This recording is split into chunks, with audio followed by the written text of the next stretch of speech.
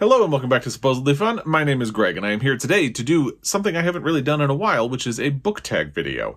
This is the Great Author Tag. It was created by Doris from Aldi Books. I'll have a link to her original video down below, and it actually grew out of a conversation that happened on Brian at Bookish's channel. I'll link his original video down below. So he basically introduced a conversation and Doris sort of weaponized it by making it a tag, and she tagged me. I've been really far behind on tag videos for a long time, and I was trying to think of videos that I could do, something that would be fun, and I looked at tags, and this immediately jumped out to me as one that would be a fun conversation because it's about authors and books and authors that you like and things like that. So it seemed interesting to me. Hopefully it is interesting to you as well. There are 10 prompts.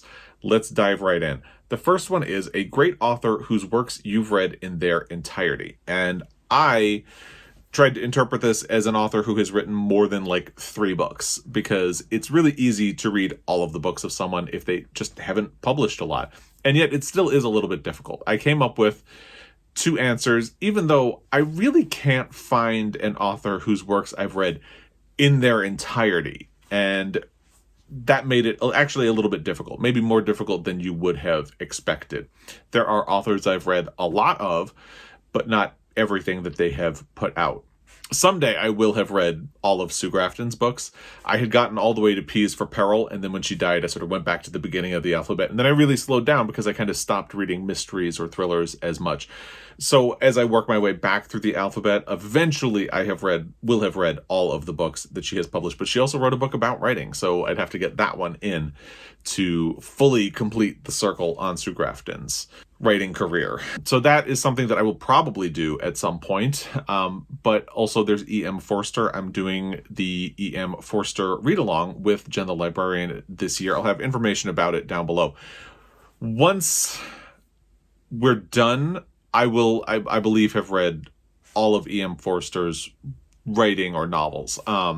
Again, this gets tricky because I kind of skipped the short stories that were the prompt for February, and I was hoping to get back to them in March, and I didn't. So already I'm kind of failing, and I haven't gotten to the March book yet, and the month is almost over.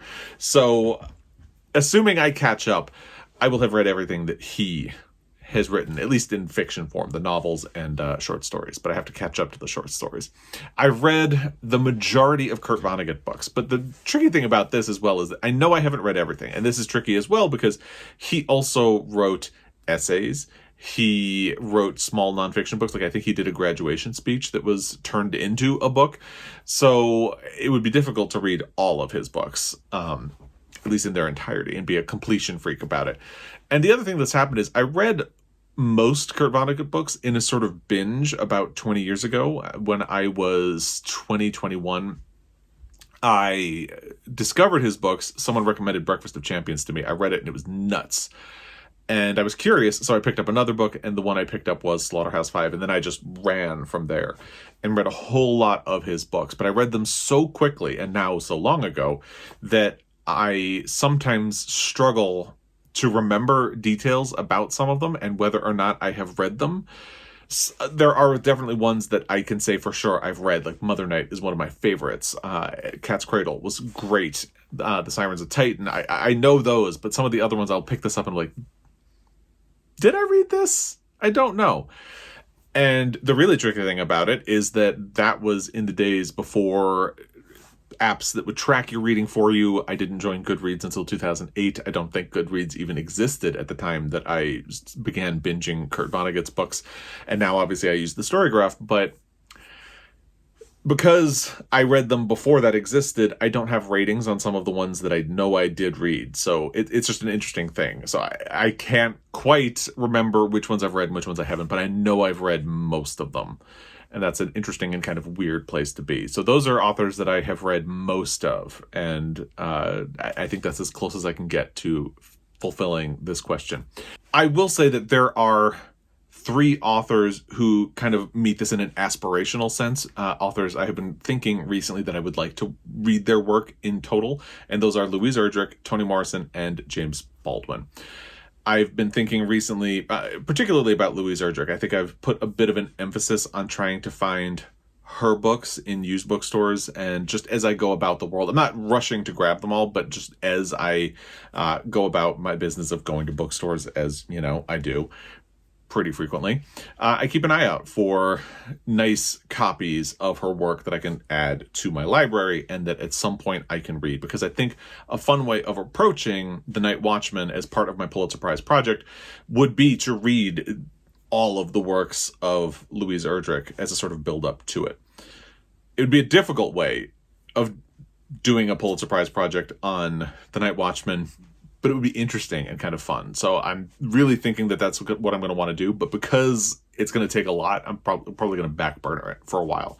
And then maybe instead of focusing on some other reading projects for the year, I'll kind of make that a focus for whenever I get around to it.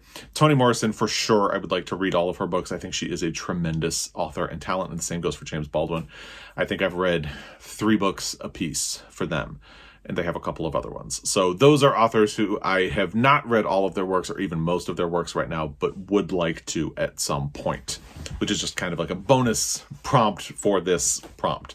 Let's get to the second one, which is a great author who's a one-hit wonder. And I struggled with this question a lot because an answer came to me almost immediately, and I was like, oh, I don't want to say that. It seems mean. It's just terrible. But it's true. Alison Bechdel. And I hate to say that because Fun Home is one of my all-time favorite books. It is phenomenal. I recommend it all the time. I talk about it all the time. I think about it all the time. It lives in my heart, pretty literally. And I adore it. And I adore the skill and the talent that went into making it. And I think it's tricky as well, because the author should be great. And that means that objectively speaking, the other books shouldn't be bad. So I've read all of Alison Bechdel's other published works. There's a published collection of her comics for the Essential. I'm not going to say the title, but if you know her, you know what it is. I've read that and thought it was okay. I did not like Are You My Mother, which was this sort of sequel to Fun Home that is much more about her relationship with her mother. I didn't think it worked at all, and I think there are a lot of reasons for that, and I won't go into them here. I think it's a sort of really ambitious failure. But she's a tremendous writer, and then she released a book called The Secret to Superhuman Strength, which is sort of about her quest for fitness over her life. And again, I think she's a great writer. I think there's a lot of skill in there, but I don't think it quite came together into anything. So for me, as much as I keep trying her work because I want to get that same rush of love that I have for Fun Home, I haven't found it at all. And that is kind of disappointing to acknowledge and to feel as well, because I do think she's a skilled author. I don't think that anyone who does like her other works is wrong. That's fine. But for me, I have never matched that sense of this is something tremendous that I get from Fun Home, which again is a book that lives in here. It's really hard to do that again. And it's just that for me, Alison Bechdel has never pulled it off a second time. Maybe that will change, but for now, she is the answer to that question. Prompt number 3, a great author who has had a flop or two. Interestingly, one of my 2 answers for this question is Louise Erdrich. And the reason that's interesting is I mentioned that she is one of the authors. I have this sort of aspirational sense that I want to read all of her books.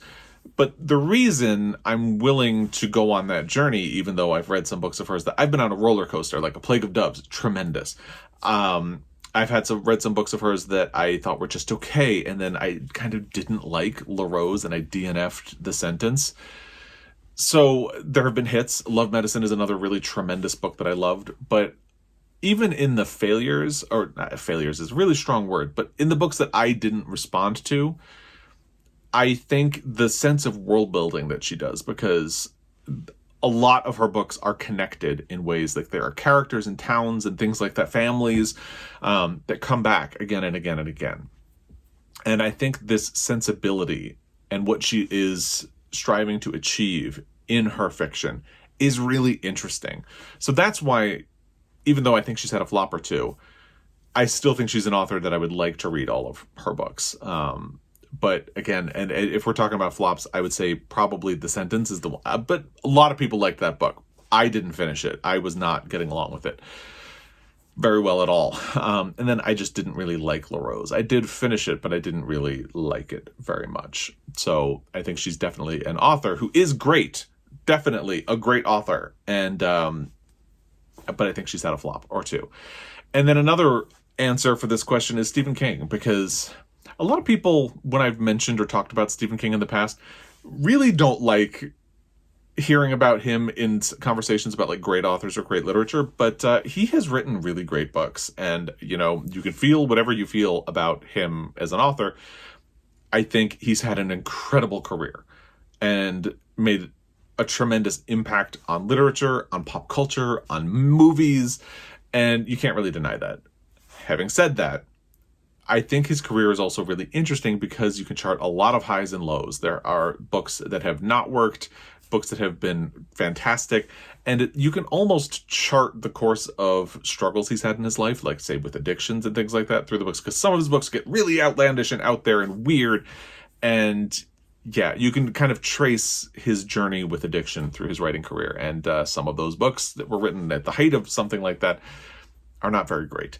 But he has also written really great books and had some really great contributions to the world of literature. Again, whether or not you like those, it's fine. You don't have to like Stephen King, but he has had some really big contributions to literature, and definitely some highs and some lows. Now let's get to question number 4, a great author you read when you were young. So I was thinking a lot about which author would work, because I read a lot of like Roald Dahl when I was a kid, but I decided to go with Harper Lee because I read To Kill a Mockingbird for the first time when I was in 9th grade. So I was a freshman in high school, and I loved it. And then it came up again because I moved and went to a different high school in a different part of the country, and it was assigned again in a different context, in a civics class in my senior year of high school, and I read it again. And then I read it on my own after that. I didn't go to college right away. So in between those years when I had graduated from high school and before I went back to school, I read it again. And I read it in community college twice, actually. And then I think I read it again at some point after. And I've read it outside of when I was young, I guess you could say. But I started reading it then. And it's interesting because part of why I think it's an interesting answer to this question is every time I've gone back to it at different stages in my life, even just separated from the first reading by like 2 or 3 years, I find something different, and I find something else to appreciate or acknowledge, or maybe something I hadn't thought much about or acknowledged in a previous reading, and it's a really interesting book for that. So Harper Lee, for sure, is an author. Even though she only really wrote the one book, I don't acknowledge Ghost Out of Watchmen, because I don't like the way that the circumstances of that being published. And I won't get into it here. But even though she only wrote one book, I think she qualifies as a great author whose work I read, because I read it multiple times, and it's something that, again, lives in here. The other one is J.D. Salinger, and I know people are kind of up and down on him as well. I was a sort of angry, depressed white teenager, so The Catcher in the Rye is a book that I read at the perfect time, in the perfect place, in the perfect sentiment and all of that. It was a book that I absolutely loved. So, of course, I went on and read 9 stories. I read Franny and Zooey. The only one of his that I have not read is Raise Hide the Roof Beam Carpenters, or I think Seymour, an Introduction is the other one in that book, or maybe that's in Franny and Zooey. I don't remember. Actually, I think Seymour, an Introduction is in Franny and Zooey, and I have read it, but it's been a long time. I need to reread Franny and Zooey and Seymour, and I need to read Raise Hide the Roof Beam Carpenters, because I think J.D. Salinger is a great author. He definitely spoke to me at that time, and I think the interesting thing, again, because I reread The Catcher in the Rye year after year after year at Christmas time, because that's when the book is set, and my understanding of it changed over time, and I could read it now and be like, wow, Holden is an idiot. But when I read it when I was 15, I thought Holden was a genius, and he was expressing everything that I was feeling. So I kind of grew up around Holden Caulfield, and my perception of him changed over time, and that was something that was really interesting. So definitely J.D. Salinger would meet that prompt as well. Prompt number 5, a great author whose works are considered classics. I didn't want to use anyone that I've already said because I've definitely already talked about some authors whose works are considered classics, and I decided to go with two women, Edith Wharton and Jane Austen. Jane Austen seems like an obvious choice because a lot of people read her, and I would encourage any fans of Jane Austen out there to discover Edith Wharton as well, because I think Edith Wharton is acknowledged as a classic writer, but anyone who likes Jane Austen, I think, would really latch on to Edith Wharton. They're both fantastic writers and, really tremendous talents. And a lot of people, because she's so popular, will sort of turn up their nose at Jane Austen, but she did a lot of really smart things in her writing. She made very smart commentary that is sharp and subtle at the same time. And I think that is just remarkably well done. And Edith Wharton does similar things in her own writing. So there you go. Two women authors who are definitely considered writers of classic literature.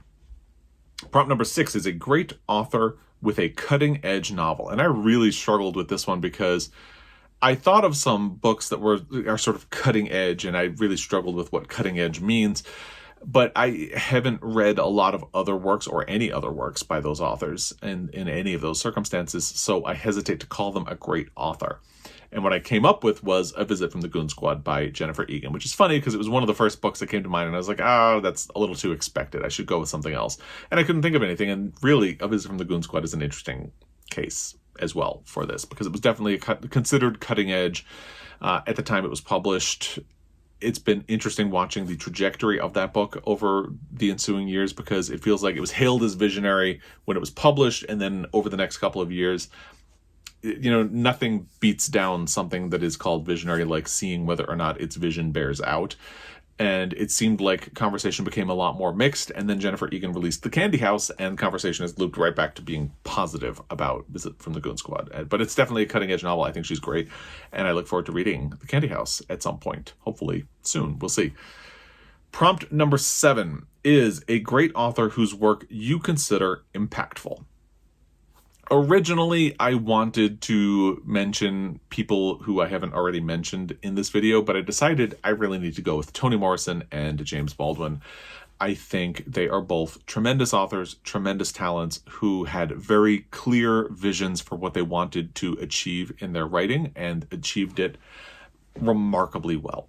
They are remarkably well spoken. They are profoundly intelligent and challenged literature in a lot of ways. And in challenging it, helped move it forward into a new era.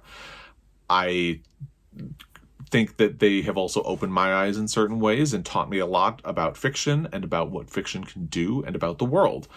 And because of that, I really can't answer with any other authors. So definitely Toni Morrison and James Baldwin. Prompt number 8, a great author of nonfiction.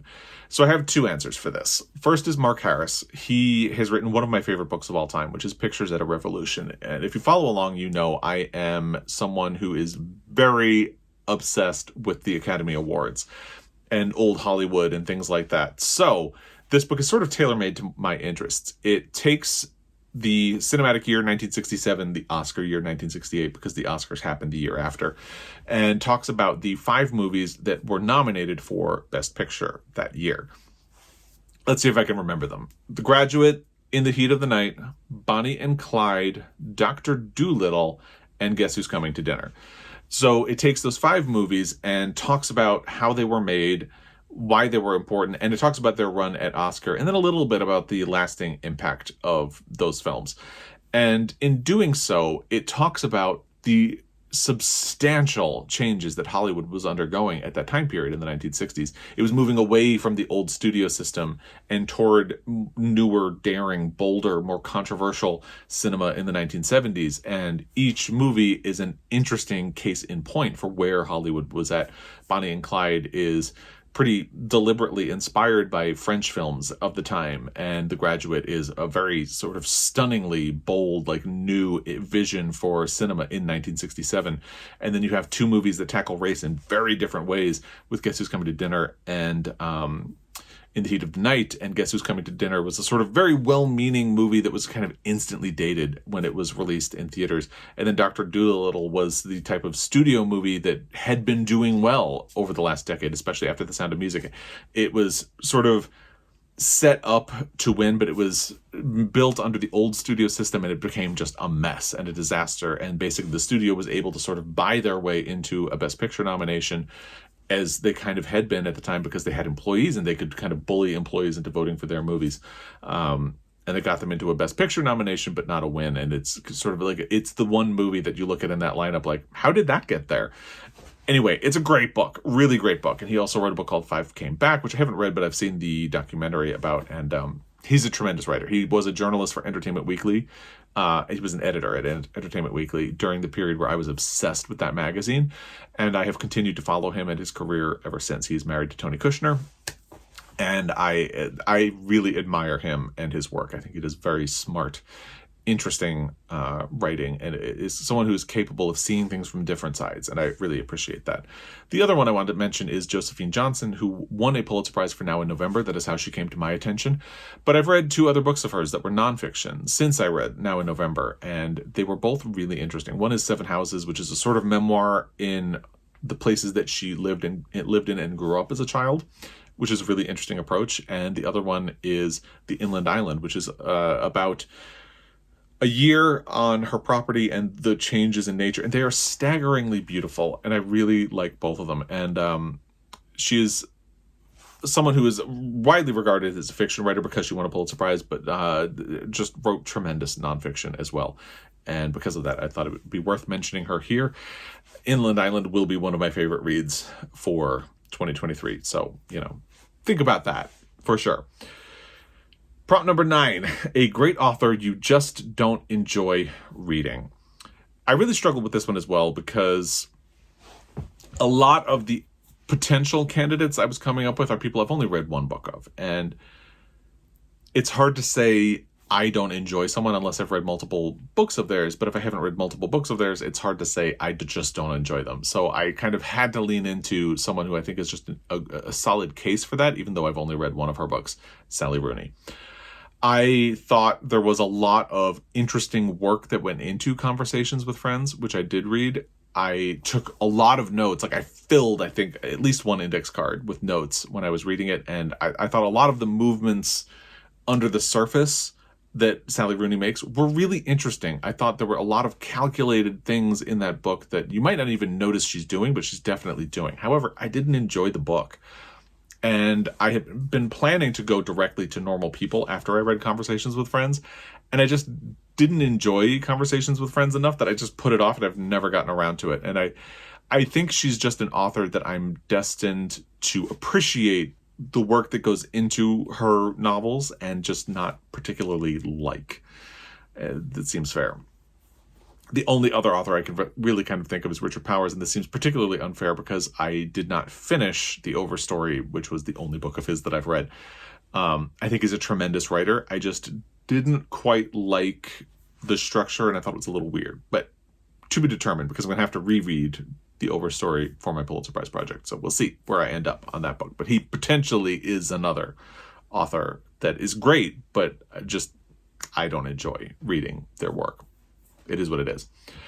And the final prompt number 10, a great author you have reread or want to reread soon. Well, the author I've read the most is J.D. Salinger, because again, I read The Catcher in the Rye every year from I think about age 15 all the way to maybe 22 or 23. I read it every year in that period.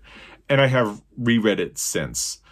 But yeah, he's definitely the author I have read the most. I don't typically reread books, and that is the book that I've read the most. And I think I've read Franny and Zoe twice. I need to visit it again. And I've read 9 Stories at least twice as well. So he's the author I have read the most. Harper Lee's probably in the mix as well, but definitely J.D. Salinger is the one that I have read the most. And I can't not include E.M. Forster here because I'm in the process of rereading his works as part of the read-along, which again, information for will be linked down below. So there you go. Though that is my version of the Great Authors Tag. I would love to hear your own responses to these if you have quibbles or thoughts about any of the things that I've talked about. I'm not going to tag anyone in this video. I'm just going to invite you. If you would like to do this tag, please do it. If you have a channel, make your own video. If you don't have a channel, feel free to put your responses to the questions in the comment section down below, because it would be fascinating. Thank you to Doris for the tag. Thank you to Brian for inspiring the tag. And thank you to you for your time, because I really appreciate it. And as always, I will be back. Until next time, happy reading.